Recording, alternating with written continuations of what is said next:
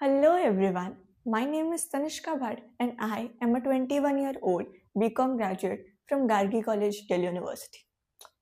अब आप लोग सोचेंगे हमें क्यों बता रही है, तो ये जानने के लिए थोड़ा फ्लैशबैक में चलते हैं। तो बचपन से ही ना मुझे टीचिंग का बड़ा ही क्रेज था भाई गॉड। मुझे टीचिंग से तो कूल जॉब किसी की लगती नहीं थी। हमारे स्कूल में टीचर्स आते थे, मस्त एसी में बैठते थे, थोड़ा बहुत पढ़ाते थे, बहुत सारा होमवर्क देते थे, बच्चों की खूब पिटाई करते थे, सारा अपना फ्रस्ट्रेशन बच्चों पर निकाल देते थे और छुट्टी हो जाती थी। और इतना ज़्यादा मज़ा आता था अपनी फ्रेंड्स को पिटते हुए देख।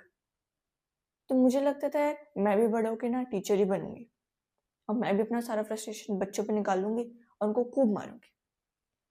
अनटिल अनटिल मैं एक दिन खुद पिटी, वो भी अपने संस्कृत वाले टीचर से। मतलब मैथ्स वाले टीचर से पिटे रहती या साइंस वाले टीचर से पिटे रहती या इंग्लिश से पिटे रहती तो कुछ समझ में भी आता कि हाँ चलो अभी तक है पिट गई, बट पिटी भी किससे? संस्कृत वाले टीचर से। बट उस दिन मुझे ये चीज़ रियलाइज हुई कि बच्चे को ना कभी भी मार के नहीं समझाया जा सकता। जिसको लगती है ना उसको दर्द होता है, जो मारता है उसको तो मज़ा ही आता है। तो उस दिन मेरे को हिट हुआ कि मैं ना कभी बच्चे पे हाथ उठा कर उसको नहीं पढ़ूंगी। मैं ना हमेशा उसको प्यार से समझाऊंगी, उसको एक इंटरेस्टिंग वे में समझाऊंगी। ऐसे ही धीरे धीरे करते करते बोरिंग क्लास अटेंड करते करते पिटते पिटाते 10th स्टैंडर्ड आ गई।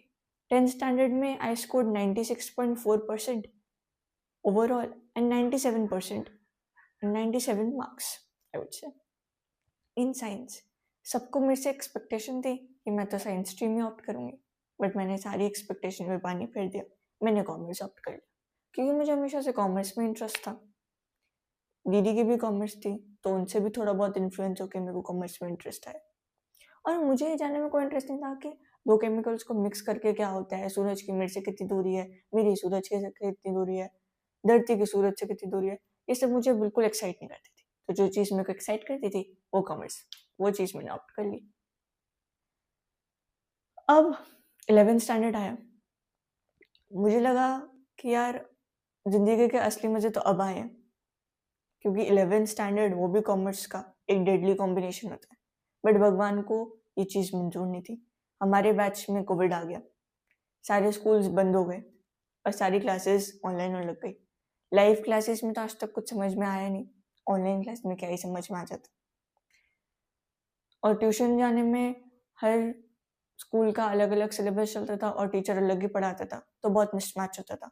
तो ट्यूशन भी जाना एक सूटेबल ऑप्शन नहीं लगा, तो सेल्फ स्टडी सबसे बेस्ट ऑप्शन लगा। सेल्फ स्टडी करना शुरू करा और तब मुझे रियलाइज हुआ कि कॉमर्स तो एक्चुअली बहुत इंटरेस्टिंग सब्जेक्ट है। इसको खामखा लोग बोरिंग बना देते हैं, स्पेशली हमारे टीचर्स। XYZ का एग्जाम्पल देखे बिल्कुल पढ़ने का मन नहीं करता था मुझे। फिर जब सेल्फ स्टडी करी, बहुत सारे एग्जाम्पल्स हिट हुए, बहुत सारे एक रियल इंसिडेंट मुझे हिट हुआ कि हाँ भाई एक्चुअली ऐसा तो होता है। फिर 11th स्टैंडर्ड भी मजे में निकल गया। फिर आया 12th स्टैंडर्ड। 12th स्टैंडर्ड को तो मजे में नहीं निकालना था क्योंकि बोर्ड्स थे, पढ़ाई करनी थी। बट भगवान को फिर से हमारी खुशी नहीं मंजूर थी। इतना दुख तो 12th स्टैंडर्ड में ऑलरेडी होता है, थोड़ा सा और दे दिया। हमारे टाइम पे दो टाइप के बोर्ड चलने लगे, मतलब हमें 2 बार बोर्ड्स देने पड़े, एक बार टर्म 1 और एक बार टर्म 2। टर्म 1 में क्या था, पूरा ऑब्जेक्टिव था, और टर्म 2 में पूरा सब्जेक्टिव। टीचर्स को सब्जेक्टिव पढ़ाने की आदत थी, हमें भी पढ़ने की आदत थी, बट ऑब्जेक्टिव दोनों के लिए नया था। फिर खुद सेल्फ स्टडी करनी पड़ी, क्योंकि ऑब्जेक्टिव में ना हमें पूरा थॉरो स्टडी करना पड़ता है, एक एक चीज को अच्छे से समझना पड़ता है, तभी आपको आंसर्स क्लिक होते हैं। सब्जेक्टिव में तो क्या होता है कि आप हेडिंग बता दो, पूरा पैराग्राफ हम खुद लिख देंगे। हमारी कॉमर्स वालों की एक खासियत होती है, हल्का से भी कुछ पता चल जाए तो हम सब कुछ खुद बना लेते हैं। बट ऑब्जेक्टिव में ऐसा नहीं था, अब चीटिंग कर नहीं सकते थे, खुद ही पढ़ना पड़ता था। तो थॉरो स्टडी बहुत ज़्यादा नीड थी उसकी। तो टीचर्स तो स्कूल के पढ़ाते नहीं थे, और यूट्यूब पे भी जो पढ़ाते थे वो अपने पीडीएफ्स के थ्रू पढ़ाते थे, उसमें भी कीवर्ड्स मिसिंग होते थे। तो एनसीईआरटी को स्किप करना तो कोई ऑप्शन नहीं था, और उस टाइम पे कोई भी एनसीईआरटी नहीं पढ़ाता था। फिर जैसे ही 12th पास हुई, फिर से एक भूकंप आया, वो था सीयूईटी। हमारी टाइम पे सीयूईटी को भी इंट्रोड्यूस करा दिया, वो भी पूरा ऑब्जेक्टिव बेस्ड था। फिर थॉरो स्टडी रिक्वायरमेंट थी। एक बार को आप बिजनेस और इकोनॉमिक्स तो आप ऑब्जेक्टिवली पढ़ सकते हो, ऑब्जेक्टिव टाइप पेपर्स के लिए पढ़ सकते हो, बट अकाउंट्स को ऑब्जेक्टिव टाइप पेपर के लिए पढ़ना बहुत ही डिफिकल्ट होता था, बहुत सारी प्रैक्टिस रिक्वायरमेंट होती थी। और उस टाइम पे क्वेश्चन भी कम थे, क्योंकि उसी टाइम पे नया नया इंट्रोड्यूस होता था।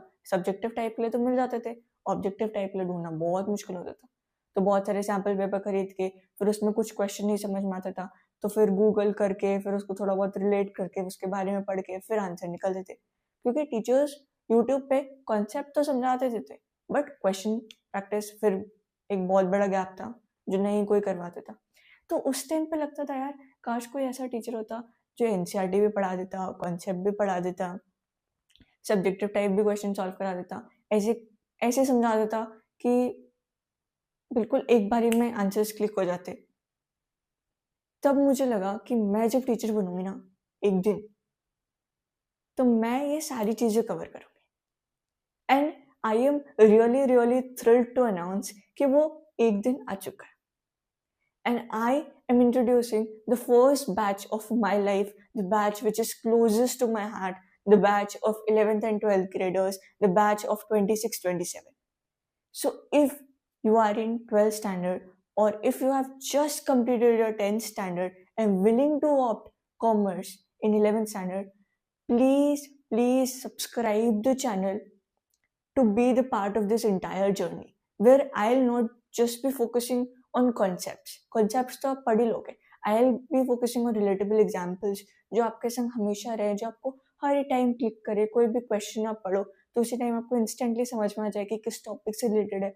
I'll be covering numbers and numbers of objective question, numbers and numbers of subjective questions. हर चीज I'll be covering. और सिर्फ 12th स्टैंडर्ड तक ही मैं आपके साथ नहीं रहूंगी. 12th स्टैंडर्ड के बाद जब सीवेट आएगा ना, तब भी आई बी गाइडिंग यू कि कैसे एक स्ट्रैटेजी बनानी चाहिए ताकि आप अच्छा स्कोर कर पाओ, कैसे कॉलेजेस को सेट करना चाहिए ताकि आपको बहुत अच्छा कॉलेज मिल सके. और कॉलेज में भी जब आपको कॉलेज भी मिल जाए तब भी मैं आपका साथ नहीं छोड़ूंगी. उसके बाद भी आई बी गाइडिंग यू कि कौन सी सोसाइटीज ज्वाइन करनी चाहिए, क्या इंटर्नशिप्स करनी चाहिए या नहीं करनी चाहिए. और उसके बाद भी I be telling you how to land a very good job.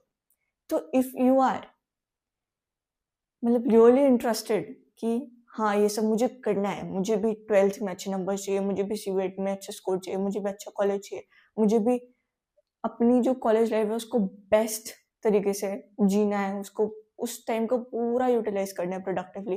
Fun part भी होता है बट प्रोडक्टिवली यूटिलाइज करना भी बहुत इंपॉर्टेंट होता है. अगर आपको ये सब लगता है कि यू टू नीड इट, तो you need to subscribe the channel and be in this journey. I am a little new, I'm a little nervous at this point कि जो चीज़ मैंने बचपन में सोची थी कि हाँ मैं टीचर बनूंगी, I am actually doing it. I am recording और मैं अब कुछ दिन बाद आई विल बी टीचिंग. वो सब चीज़ एक मतलब एक ड्रीम जैसा लगता है but it's actually the reality. I am little nervous as well but धीरे धीरे I overcome everything. And I really want कि आप लोग उस चीज़ को सपोर्ट करें एंड आप लोग इस चैनल को सब्सक्राइब करें. एंड बहुत सारी अपडेट्स आएंगी, उसके लिए बने रहे. So thank you so much for watching this introductory video of mine. I hope you all have enjoyed it, you all have felt relatable थोड़ा बहुत कि आपकी भी हाँ ऐसी ऐसी जर्नी रही होगी, ऐसा ऐसा टीचर्स के संग ऐसा ऐसा एक्सपीरियंस रहा होगा. तो that's it for this video and just subscribe the channel for more updates because अब मैं हर थोड़े थोड़े दिन में वीडियोस डालते रहूँगी जो आपके लिए बहुत बहुत हेल्पफुल होंगे. और ये वीडियोस आपको बहुत रेयरली यूट्यूब पे मिलेंगे क्योंकि मैंने एक्चुअली ये चीज़ें फेस करी हैं अपने स्टूडेंट वाले जर्नी में. तो मुझे ये पता है कि हाँ ये बच्चा एक्चुअली ये चीज़ें फेस करता है.